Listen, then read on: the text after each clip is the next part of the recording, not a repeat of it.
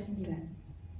Dalam merumuskan dasar negara, PPU PKI terlebih dahulu mengadakan sidang pertama yang dimulai sejak 29 Mei hingga 1 Juni 1945. Namun, sidang pertama ini belum menemukan hasil karena adanya perbedaan pandangan sejumlah tokoh yang mengusulkan dasar negara. Dalam menyempurnakan berbagai usulan yang dikeluarkan oleh ketiga tokoh yaitu Muhammad Yamin, Supomo, dan Soekarno yang akan digunakan dalam membuat dasar negara Pancasila. Insinyur Soekarno mengusulkan kepada Dr. Rajiman Widodiningrat agar membentuk suatu panitia kecil yang disebut Panitia 9 yang menampung saran dan pendapat mengenai dasar negara.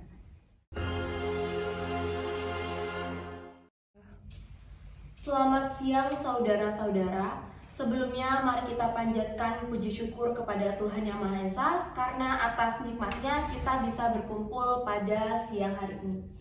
Sebelum memulai rapat, mari kita mengucap bismillah bersama-sama. Bismillahirrahmanirrahim.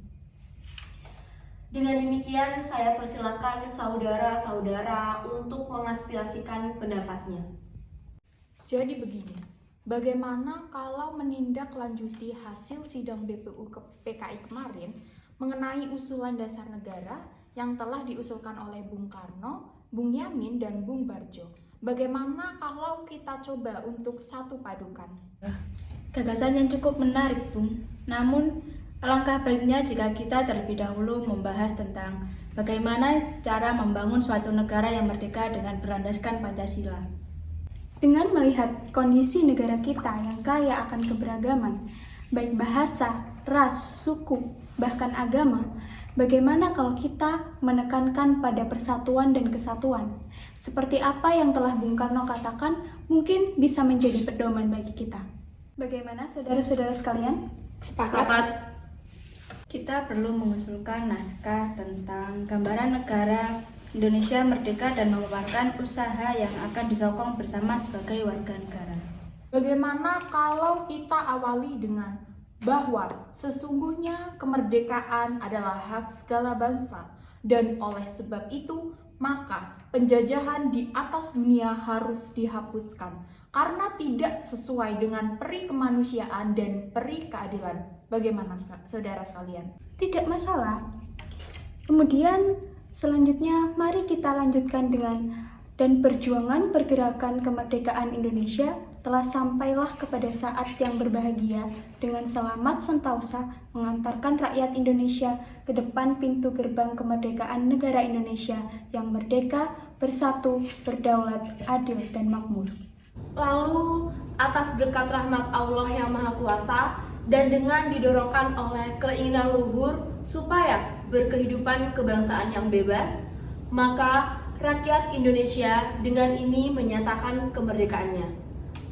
Untuk alinea selanjutnya mungkin saudara Kahar Muzakar. Bagaimana kalau kemudian daripada itu untuk membentuk suatu pemerintah negara Indonesia merdeka yang melindungi segenap bangsa Indonesia dan seluruh tumpah darah Indonesia dan untuk memajukan kesejahteraan umum, mencerdaskan kehidupan bangsa dan ikut melaksanakan ketertiban dunia yang berdasarkan kemerdekaan, perdamaian abadi dan keadilan sosial, maka disusunlah kemerdekaan kebangsaan Indonesia itu dalam suatu susunan negara Republik Indonesia yang berkedaulatan rakyat dengan berdasarkan kepada ketuhanan dengan kewajiban menjalankan syariat Islam bagi pemeluk-pemeluknya menurut dasar kemanusiaan yang adil dan beradab, persatuan Indonesia, dan kerakyatan yang dipimpin oleh hikmat kebijaksanaan dalam permusyawaratan perwakilan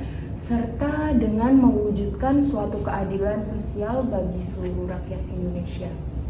Dengan demikian, berarti bahwa sila Pancasila yang menjadi dasar negara ini adalah satu, ketuhanan dengan menjalankan syariat Islam bagi pemeluk-pemeluknya.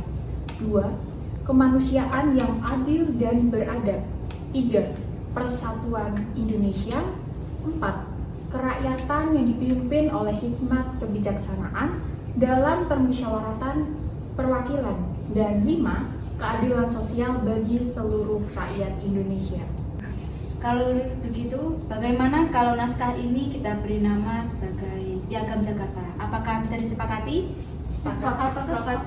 Baiklah, usulan melalui kesepakatan sudah diputuskan. Untuk keputusan hari ini akan disampaikan pada rapat BPUPKI yang akan datang. Baiklah Bung, pertemuan ini dapat diakhiri. Bagaimana saudara-saudara sekalian? Ya, Bisa? Dan sebelum kita mengakhiri pertemuan pada siang hari ini, alangkah baiknya kita mengucap puji syukur kepada Tuhan Yang Maha Esa. Semoga apa yang menjadi kesepakatan kita pada hari ini mampu mewakili segenap bangsa Indonesia sekalian. Baik saudara-saudara, terima kasih atas waktunya. Selamat siang. Selamat siang. Pada hari tersebut pun Jakarta Charter atau Piagam Jakarta telah dibuat. Hari kemerdekaan pun berhasil dilaksanakan pada 17 Agustus 1945. Kemudian Piagam Jakarta dijadikan sebagai pembukaan Undang-Undang Dasar Negara Republik Indonesia tahun 1945.